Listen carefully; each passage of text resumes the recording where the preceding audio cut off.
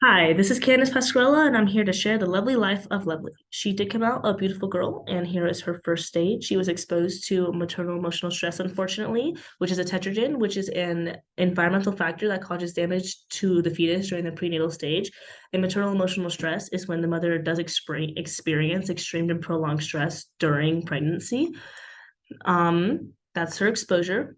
And the possible impact is the baby will likely have cognitive issues, face abnormalities, and vision and sound impactions. Long term, the baby will be more likely to mood disorders and behavior problems, and they'll likely have learning and focus issues in schools, both of those lasting into late adolescence. It is important to add that mild to moderate occasional stress does not have these effects.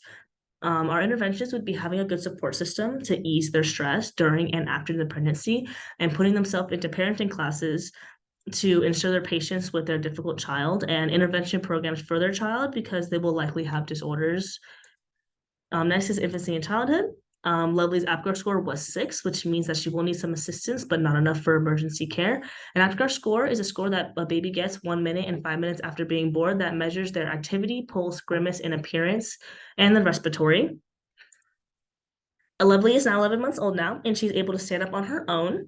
She even pulled herself up on her high chair when I brought her a snack. Though she is growing, she's going to grow more with her gross motor skills developing into her being able to walk on her own very soon. And she'll be able to build a 2 block tower by herself. Next is early childhood.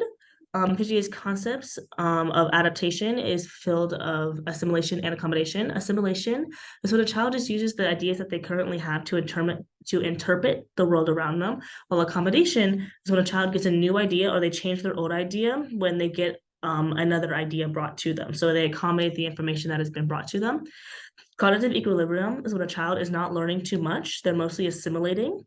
But cognitive disequilibrium is when a child is learning lots of new things and they're getting new ideas and accommodating for their old ones, building their cognitive capabilities. This is how schemes change over time. And this is a cartoon just to represent how schemes change over time and how Lovely would adapt.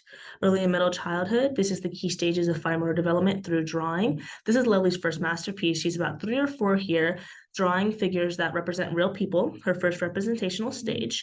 And this is when children start to have meaning behind their drawings as opposed to scribbles and gestures.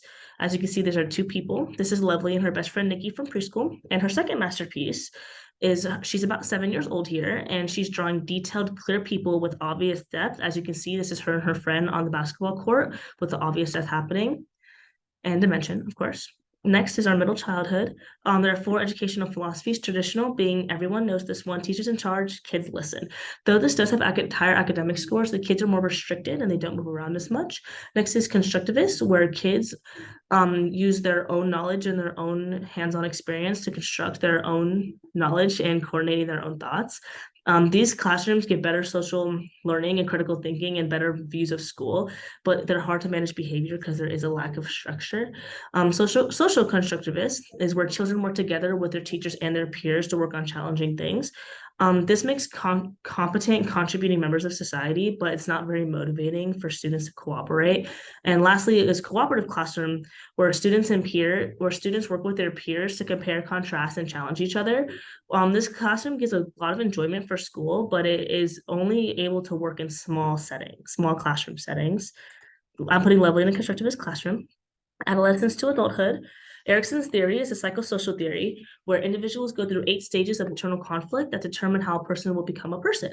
And the conflict we're looking at is identity versus role confusion, which is the conflict of adolescence where they decide their own personality and their own identity.